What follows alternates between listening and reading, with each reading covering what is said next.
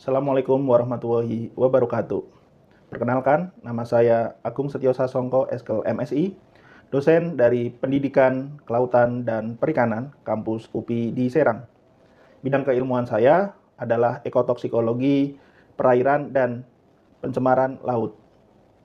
Dan mengampu beberapa mata kuliah, antara lain, pengantar ilmu kelautan dan perikanan, pengantar oseanografi, planktonologi, dinamika populasi, fisiologi hewan air, konservasi sumber daya pesisir dan laut, avertebrata air, kimia dasar, ekotoksikologi perairan, ichtiologi, biologi laut, botani laut, penyuluhan dan pemberdayaan masyarakat pesisir, AMDAL, pesisir, dan laut. Pada kesempatan kali ini, saya akan menjelaskan tentang mata kuliah ichtiologi dengan bobot 3 SKS. Mata kuliah ini terdiri dari teori dan praktek, agar mahasiswa memiliki pemahaman yang mendalam tentang ikan, termasuk anatomi, fisiologi, klasifikasi, serta peran mereka dalam menjaga ekosistem. Hal ini sangat penting untuk berbagai bidang, terutama di bidang perikanan dan konservasi sumber daya hayati.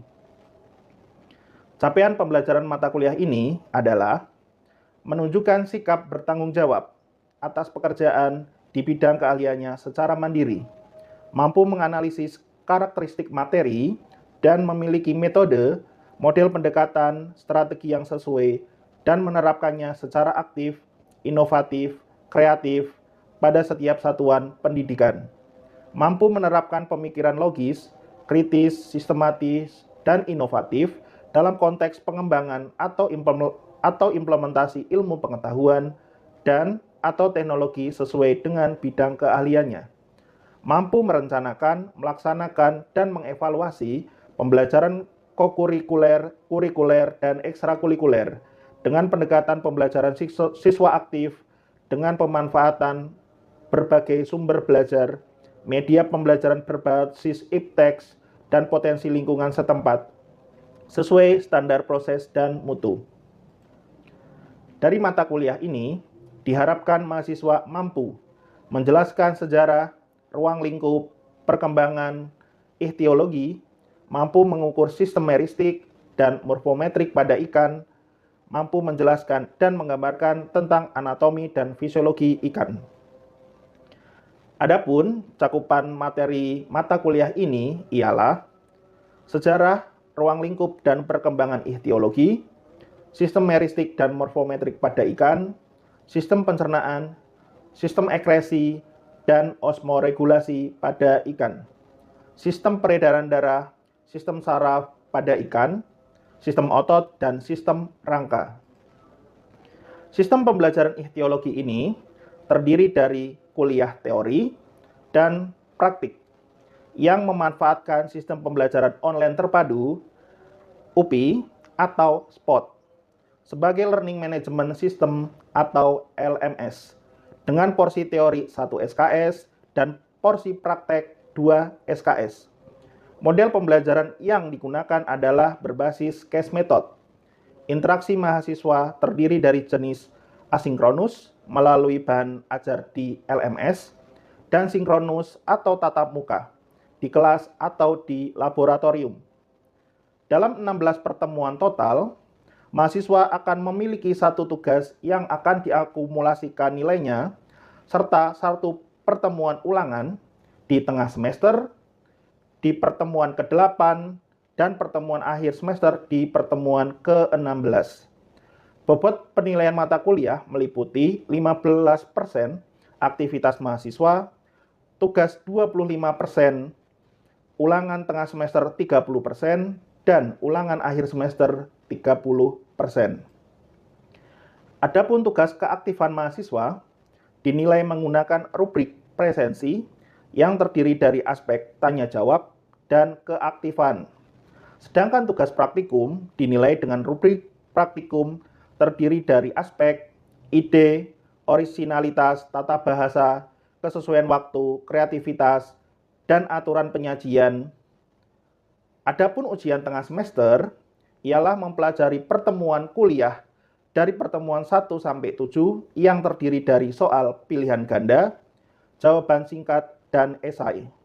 Sedangkan ujian akhir semester terdiri dari soal pilihan ganda, jawaban singkat, dan esai. Setelah ini, Anda akan menyaksikan cuplikan pembelajaran ichtiologi pada pertemuan kedua dengan materi sistem meristik dan morfometrik pada ikan. Selamat pagi, Assalamualaikum warahmatullahi wabarakatuh. Waalaikumsalam warahmatullahi wabarakatuh. Gimana kabarnya hari ini? Baik. Oke, ya alhamdulillahirobbilalamin. Terima kasih yang sudah hadir di mata kuliah ichtiologi. Kemarin di pertemuan yang ke-1 sudah dibahas tentang materi morfologi dan fisiologi ikan. Jadi saya akan ulas dulu biar mengingat materi yang sebelumnya sudah saya sampaikan. Nah, kalau di materi kemarin saya sudah menyampaikan tentang apa sih morfologi ikan.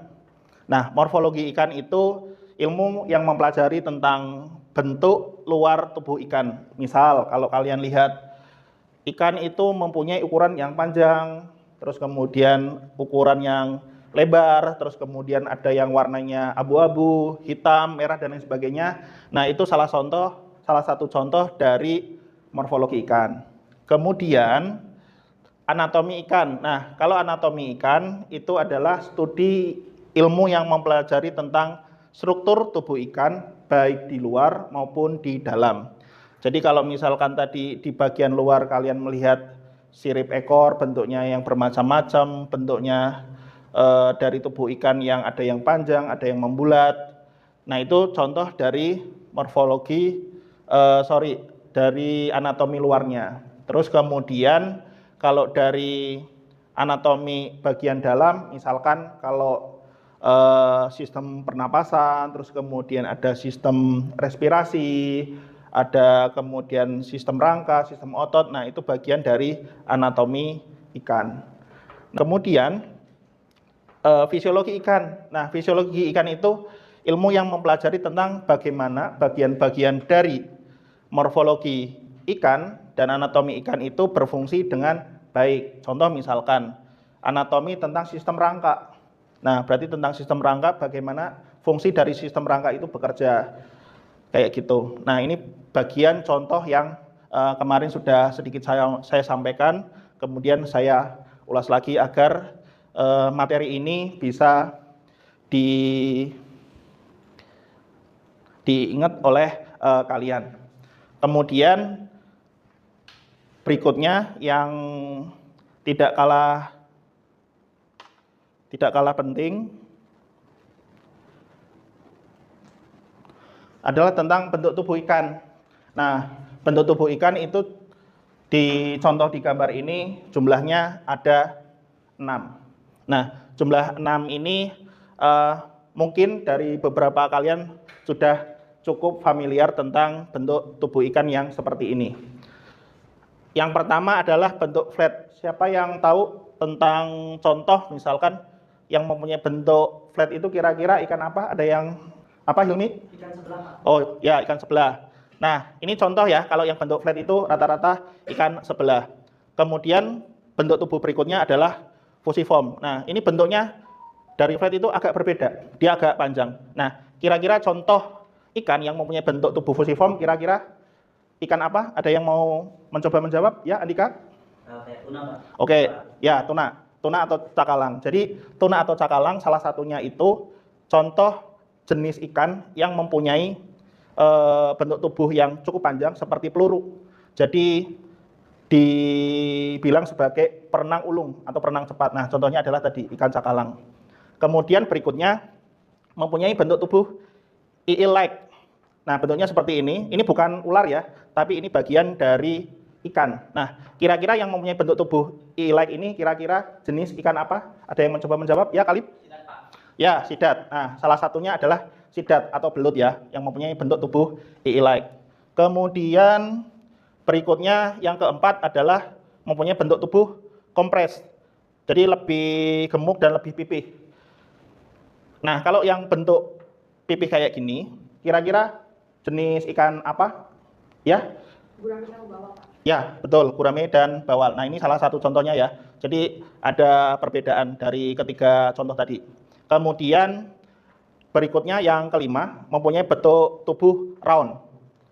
Jadi di sekitar bagian luarnya itu kayak mirip ada durinya dan dia bisa kembang kempis gitu. Nah, kira-kira contoh ikan yang mempunyai bentuk tubuh ikan kira-kira apa? Ada, oh ya, silakan Arya. Untuk yang itu tuh ikan buntal.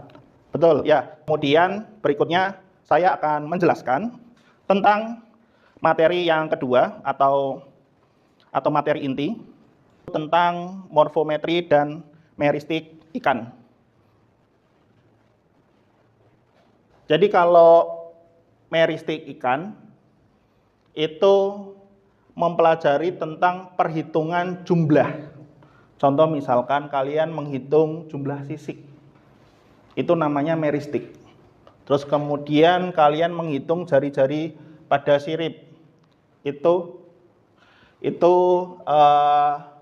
bagian dari meristik. Kemudian, nah kalau morfometri, ini adalah metode pengukuran bagian-bagian tubuh ikan untuk mengidentifikasi atau membandingkan sekaligus menganalisis bentuk serta ukuran tubuh. Nah, di materi ini saya akan menjelaskan satu persatu apa itu morfometri dan meristik ikan. Nah, contoh. Misalkan, nah contoh ini bagian dari morfometri. Misal, kalau kalian menghitung dari rongga mulut sampai ke ekor, sirip ekor bagian akhir, itu disebut mengukur panjang total. Jadi dari sini sampai sini itu mengukur panjang total. Jadi sampai mentok. Nah, kemudian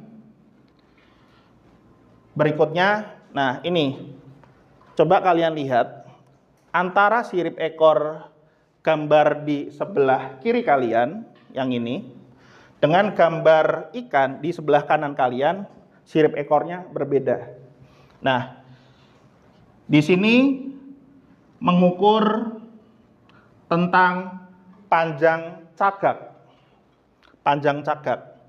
Jadi bagian dari rongga mulut sampai ke bagian di antara sirip ekor. Nah, ini panjang cagak. Tidak semua jenis ikan mempunyai bentuk sirip ikan yang seperti ini, hanya beberapa. Nah, ini salah satu contoh yang bisa kalian untuk menganalisis. Kemudian berikutnya,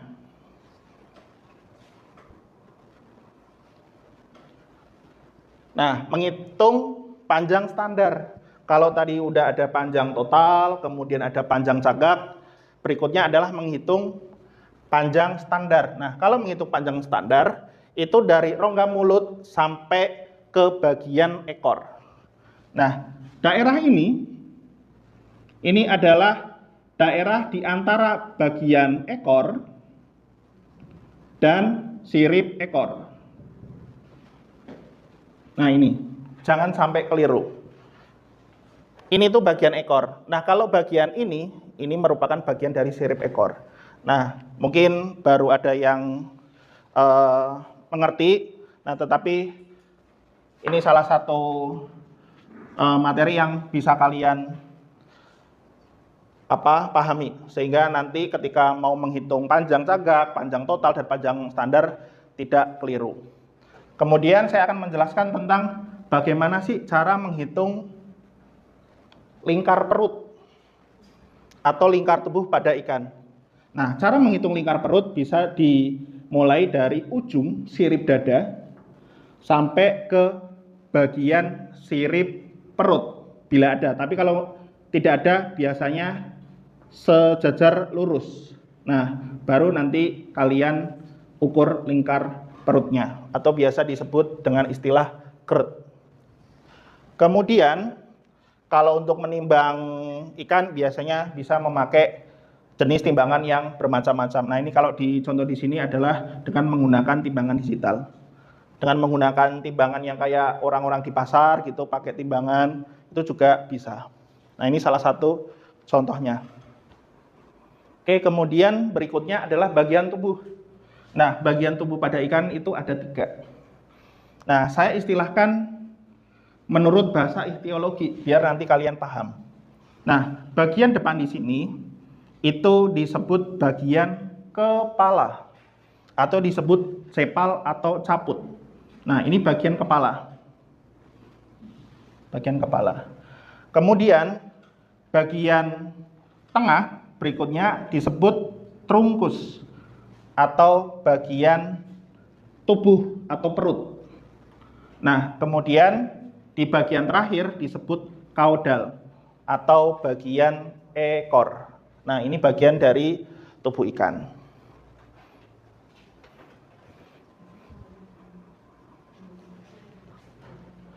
Oke. Ini contoh dari anggota tubuh ya. Ada banyak beberapa bagian anggota tubuh yang terlihat di sini. Kira-kira ini jenis ikan apa? Kenapa kok ada di gambar ini? Ada yang tahu nggak?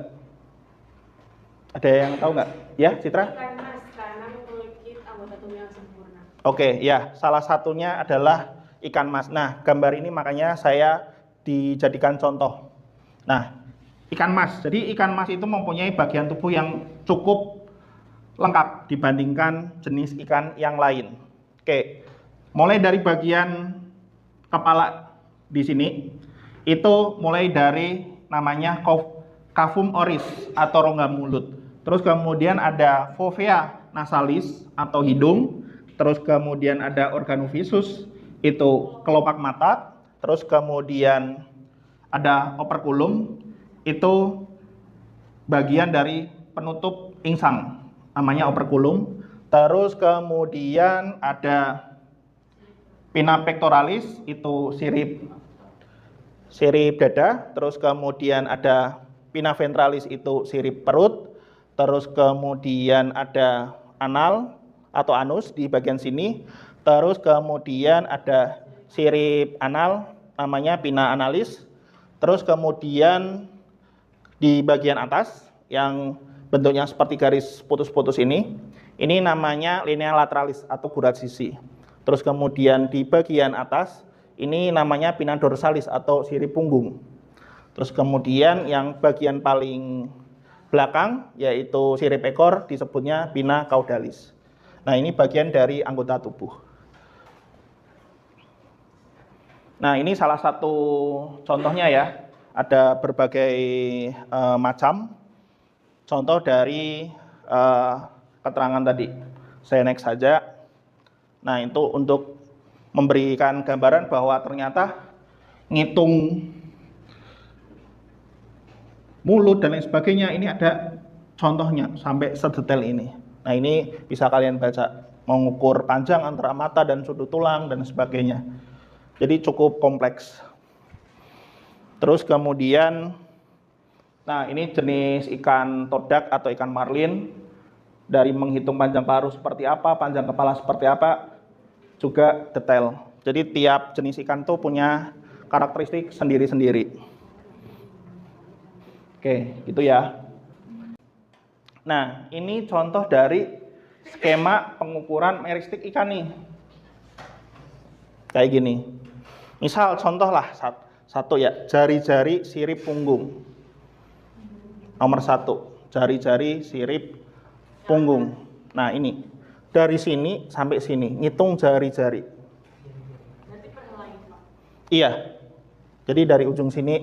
Nah, nanti perhelai ini kita kelompokkan mana-mana jari-jari yang memiliki jari-jari keras atau bagian tulang kerasnya. Terus kemudian mana-mana aja yang mempunyai bagian jari-jari lunaknya. Nah, gitu. Jadi dihitung. Nah, ini bagian-bagian yang bisa kita hitung dalam penghitungan bagian dari meristik ikan. Agak sedikit berbeda dengan morfometri ya. Kalau ini lebih detail. Nah, jadi nanti ketika kalian misalkan mau skripsi atau penelitian, materi ini juga banyak dimanfaatkan untuk melakukan atau mengidentifikasi, misalkan apakah ini ikan termasuk ikan migrasi atau ikan yang tidak melakukan migrasi, atau biasanya juga untuk meneliti tentang pemanfaatan pakan apa misalkan untuk pertumbuhan. Nah, salah satunya bisa menggunakan perhitungan morfometri ataupun meristik ikan. Nah, ini salah satu contohnya. Nah, contohnya ini. Contohnya kayak gini.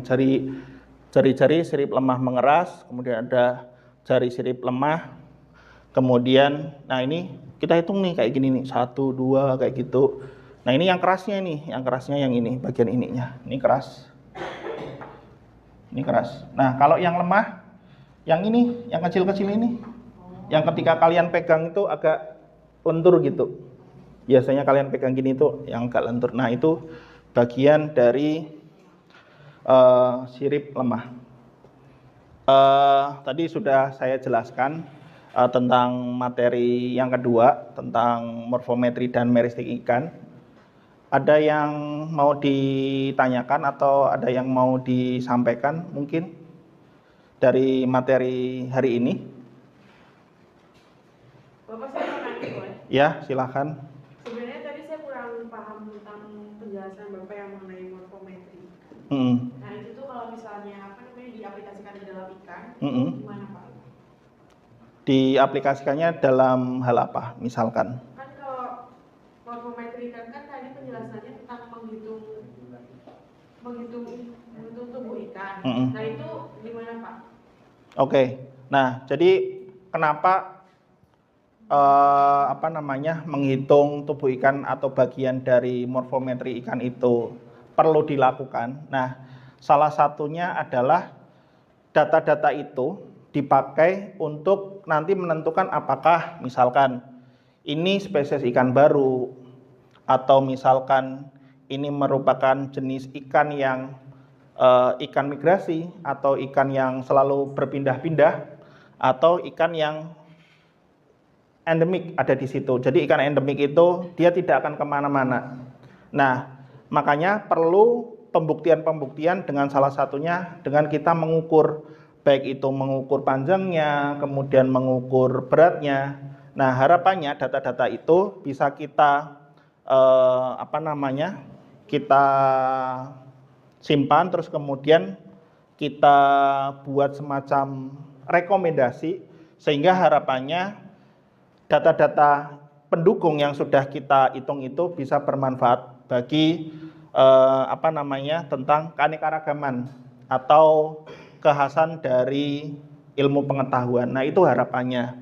Karena gini, kalau mengetahui jenis ikan kan biasanya ada yang menggunakan teknologi DNA ya, DNA. Jadi kalau DNA itu kan memang bisa mengambil bagian tubuh ikan, terus kemudian dicari filogenetiknya. Nah, itu kan bagian yang tidak terlihat. Nah, kita juga bisa menghitung bagian yang terlihat dulu aja. Nah, itu salah satunya untuk menjelaskan. Nah, nanti detail-detailnya itu sebagai data pendukung. Nah, itu salah satunya. Kenapa materi morfometri dan meristik ikan harus dilakukan. Nah, salah satunya itu.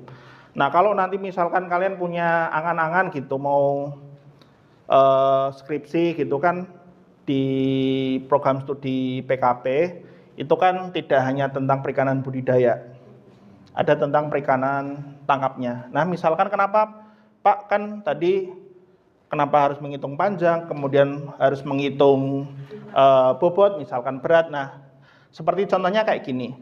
Kalau ikan itu mempunyai bobot yang relatif rata-rata sama, penduganya adalah bahwa ikan ini bukan termasuk ikan migrasi. Gitu. Jadi kalau misalkan ikannya itu mempunyai bentuk agak tidak terlalu panjang gitu, jadi agak kecil gitu, itu biasanya kalau di bahasa ilmu pengetahuannya itu disebutnya alometri positif. Jadi adanya peningkatan bobot. Nah, kalau demikian itu termasuknya alometri positif atau ikan yang tidak melakukan migrasi atau ikannya itu stay aja gitu. Nah, berikutnya kalau ikannya itu bentuknya panjang seperti ikan cakalang tadi, panjang. Nah, kalau itu disebutnya alometri negatif. Nah, alometri negatif itu apa?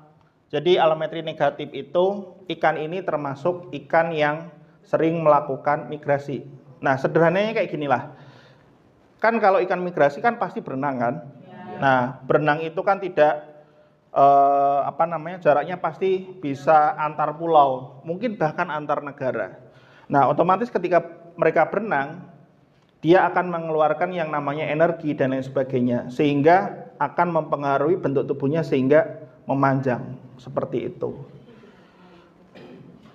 Nah, itu penjelasan kenapa morfometri dan meristik itu dibutuhkan. Nah, tidak hanya untuk mengetahui keanekaragaman hayati di dunia perikanan, tetapi bisa juga untuk mengetahui pemanfaatan sumber daya ikan khususnya di bidang perikanan tangkap. Nah, itu salah satunya. Ada lagi? Cukup? Oke, baik.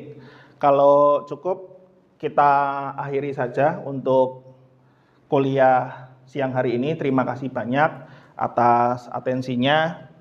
Dan untuk materi kali ini nanti akan saya sampaikan di LMS atau di spot.